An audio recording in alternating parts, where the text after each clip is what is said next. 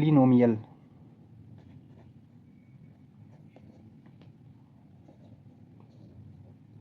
Polynomial इसका मतलब क्या है? पोलिनोमियल का पोली का तो आपको पता है मैनी,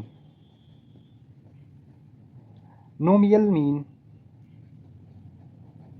टर्म्स।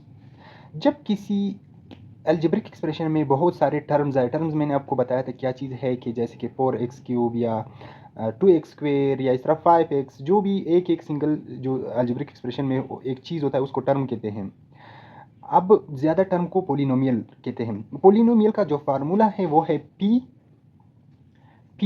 मतलब पोलिनोमियल एक्स मतलब हमें पता नहीं है कि हमने कितने टर्म्स, एक्स का मतलब है कितने टर्म्स हमने मालूम करने हैं पोलिनोमियल के। इसका जो फार्मूला है वो है A N x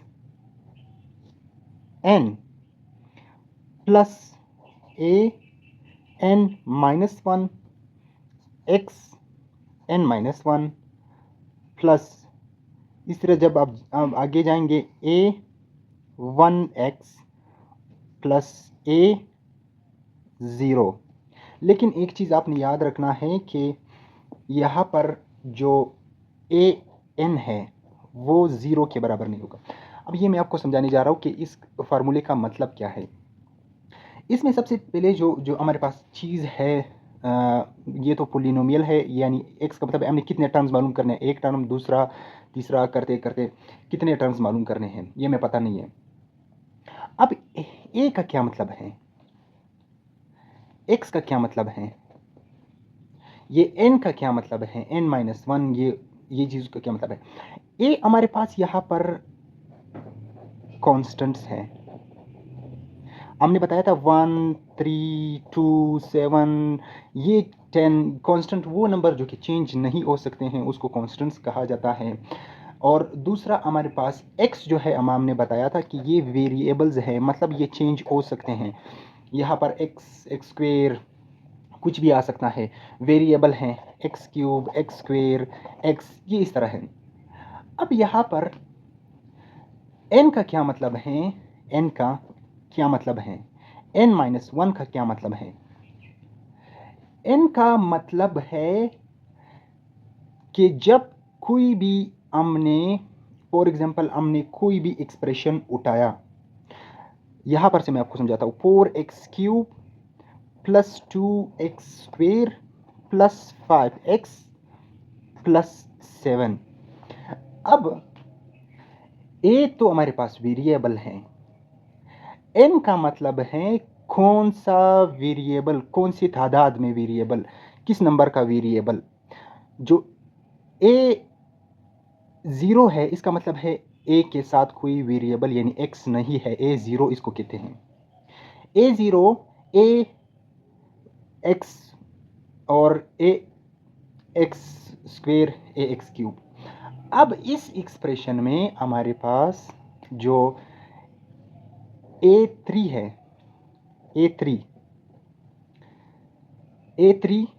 A2 A1 A0, तो A3 हमारे पास क्या है, A2 हम समझते हैं।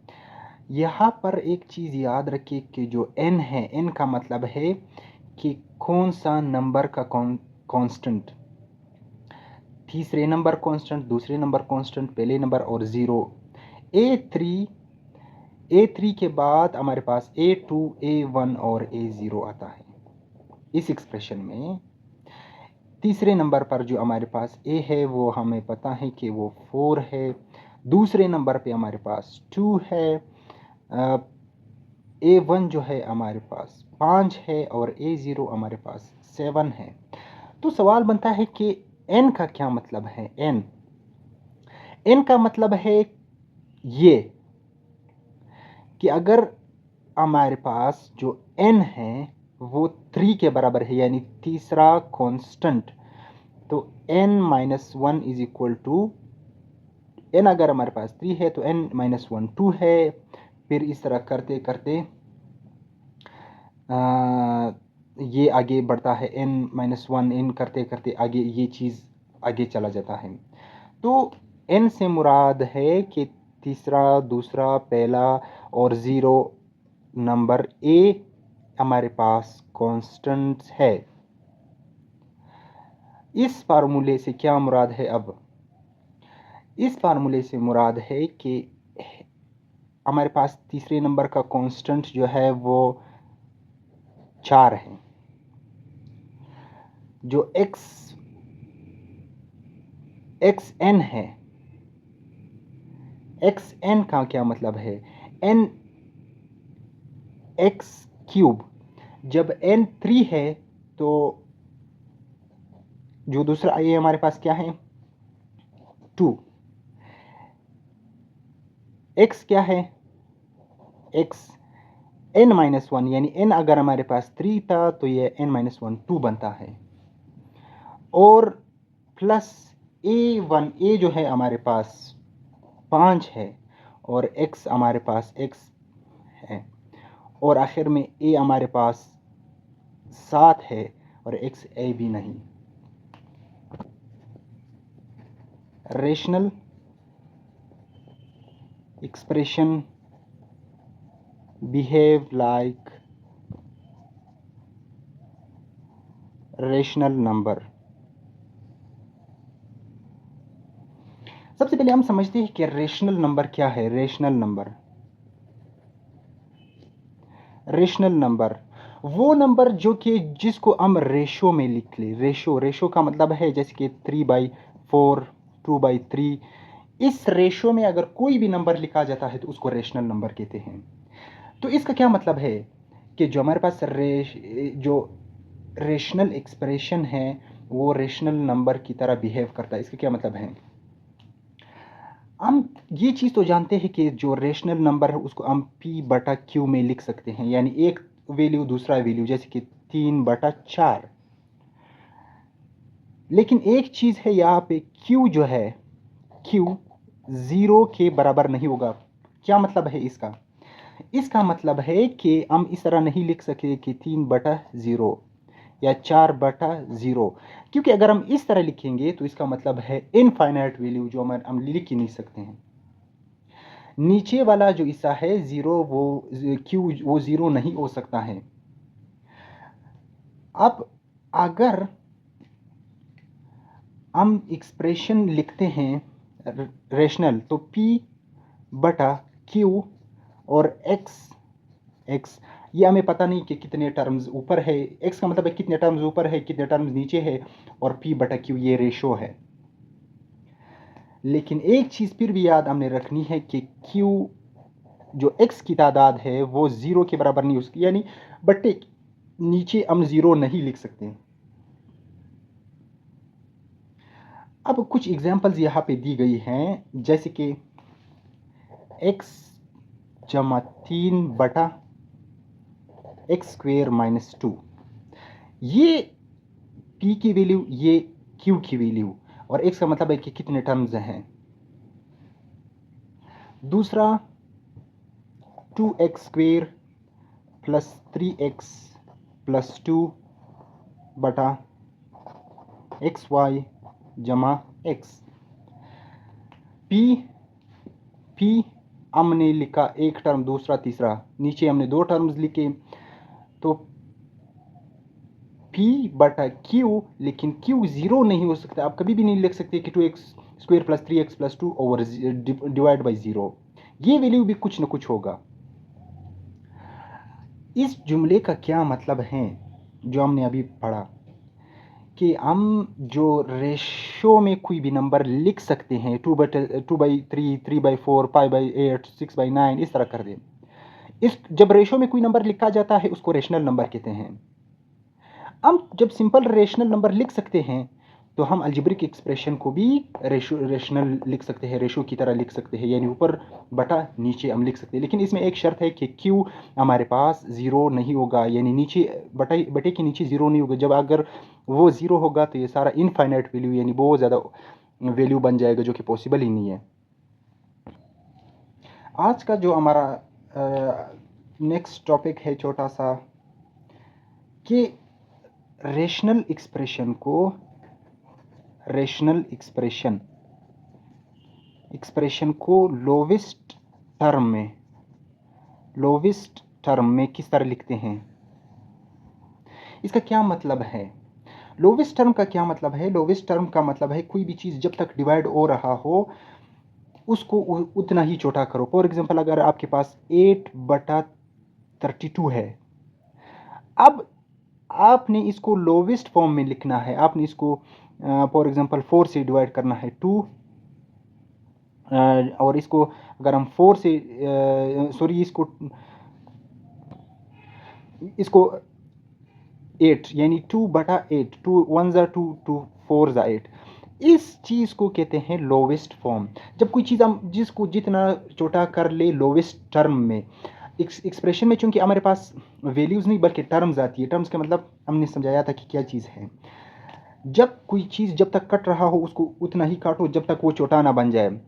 अब रेशनल एक्सप्रेशन है जैसे कि 2x + 5 डिवाइडेड बाई x - 3। अब ये छोटा नहीं हो सकता है तो ये लोवेस्ट फॉर्म में है। जब तक कोई चीज़ कट रहा हो, फॉर एग्जांपल मैं आपको एक वैल्यू दे रहा हूँ x - 1, x + 1, नीचे है x + 1, x² - 1। इस तरह अगर कोई भी टर्म हो जब तक वो कट रहा हो, अगर ये दो चीज़ हम काट ले आपस में तो मैं भी ये कट रहा हूँ, ये मज़ीद हल नहीं करेंगे। लेकिन हमने ये दो चीज़ें काट ली है, अब ये भी फिर देखेंगे कि कट रहा है या नहीं कट रहा है। हमने इसको लोवेस्ट टर्म में लेके आना है। लोवेस्ट टर्म में यानी मतलब इतना काटेंगे इसको कि जब आखिर वो डिवाइड ही नहीं होगा। इसके लिए यहाँ पर जो हमारे पास बुक में लिखा हुआ है कि जो हमारे पास रेशनल एक्सप्रेशन है यानी px डिवाइडेड बाई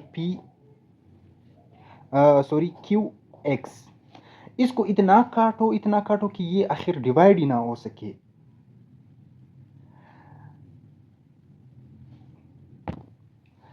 ये जो रेशनल एक्सप्रेशन है ये पोलिनोमियल होगा। दूसरा इसका जो है इंटीग्रल कोएफिशिएंट होगा, और तीसरा हमारे पास नो कॉमन फैक्टर यानी पोलिनोमियल होगा। पोलिनोमियल मतलब मेनी टर्म्स को मैंने आपको समझाया था कि 2x + 3 divided by x² + 3x + 5। Polynomial मतलब मेनी टर्म्स होगा। इंटीग्रल कोएफिशिएंट मतलब इंटीग्रल का क्या मतलब है? इंटीजर्स हमने पढ़ा था कि 0 + 1 + 2 + 3 या -1 -2 -3। इस तरह की वैल्यू हमारे पास ये नहीं हो सकता है। इंटीग्रल यहाँ पर अब हमारे पास 2 जो है इंटीजर है, 3 इंटीजर है, x के साथ 1 है इंटीजर, 3 इंटीजर, 5 इंटीजर। यानी ये जो इसका कोएफिशिएंट है यानी वेरिएबल से जो आगे चीज़ होता है उसको कोएफिशिएंट कहते हैं। कोएफिशिएंट इसका इंटीग्रल होगा यानी इंटीजर होगा। कोएफिशिएंट इंटीजर्स होगा, पोलिनोमियल फैक्टर्स होंगे, और आपस में नो कॉमन फैक्टर। जब तक मतलब कॉमन फैक्टर मतलब दो चीज़ें जो आपस में कट रही हो उसको कॉमन फैक्टर कहते हैं। जब कॉमन फैक्टर ना बचे उस वक्त तक ये जो हमारे रेशनल एक्सप्रेशन है डिवाइड होगा। 3 चीज़ें हैं, पोलिनोमियल यानी बहुत सारे टर्म्स, इंटीग्रल कोएफिशिएंट यानी इंटीजर्स 2 3 1 3 5 इस तरह करते, इस तरह की चीज़ नहीं होगा, इरेशनल नहीं होगा। और तीसरा नो कॉमन फैक्टर यानी इस तरह इसमें कोई ऐसी चीज़ ना बची हो जो आपस में ना काटी जा सके, तब तक हमने इसको डिवाइड करते जाना है। आज हम आखिरी जो चीज़ है हम समझते हैं कि जो मैथ है इसको हम किस तरह कर ले, हम इसको रटा कर ले, हम याद कर ले, क्या कर ले। मैथ के लिए हमारे पास जो हम अगर 3-4 चीज़ें हैं, आप मेरे साथ चलेंगे तो इंशाल्लाह आपका मैथ बहुत अच्छी तरीके से प्रिपेयर होगा। सबसे पहले आप मेरे लेक्चर्स लेंगे। लेक्चर्स के बाद आप जाके दूसरे नंबर पे आप बुक्स पढ़ेंगे। बुक्स पढ़ने के बाद जब आप यहाँ पर से आपको लेक्चर से आपको कंसेप्ट मिल जाएगा, बुक आपको पॉइंट्स देगा कि क्या क्या चीज़ें मिस मिस कोई चीज़ तो नहीं हुआ है। और तीसरे नंबर पर जब आप पढ़ेंगे, फिर आप आएँगे प्रैक्टिस करेंगे, एक्सरसाइज़ेज़ वग़ैरह आप प्रैक्टिस करेंगे। यहाँ पर से आपका कंसेप्ट मज़ीद क्लियर होगा। जब प्रैक्टिस करेंगे, फिर आप मेरे पास क्विज़ या एमसीक्यूज़ मैं आपको दूँगा, वो हल करेंगे। वहाँ पर से आपको प्रैक्टिस हो जाएगा। और इसके बाद, प्रैक्टिस के बाद, आप 5वें नंबर पे क्या चीज़ करेंगे? 5वें नंबर पर जो अपनी मिस्टेक्स हैं, आपने इस क्विज़ेज़ वग़ैरह में की है, उसको एनालाइज़ करोगे। एनालाइज़ करोगे कि यार मैं क्या-क्या चीज़ें मैंने मिस्टेक्स की है। और सबसे जो लास्ट चीज़ है वो है रिवीजन। आपने लास्ट कुछ दिनों में आपने रिवीजन करना है। रिवीजन होता है रिकॉल के लिए, यानी जो चीज़ आप भूल गए हैं वो वापस याद हो जाएगा। आप मेरे साथ लेक्चर लेंगे तो आपका कंसेप्ट क्लियर होगा। लेक्चर लेने के बाद आपने बुक्स पढ़ने हैं, आपको मज़ीद पॉइंट्स मिल जाएगा। बुक्स के बाद आपने कुछ क्वेश्चन प्रैक्टिस करने हैं। क्विज़ जो मैं आपको ऑनलाइन दूंगा। और मिस्टेक्स आप उस एमसीक्यूज़ में देखेंगे, उसको एनालाइज करेंगे और लास्ट में आप रिवीजन करेंगे। और मैं आपको गारंटी से कह सकता हूँ कि आपका जो मैथमेटिक्स है वो 100% प्रिपेयर होगा और अच्छी तरीके से प्रिपेयर होगा, जब अगर आप मेरे साथ चलेंगे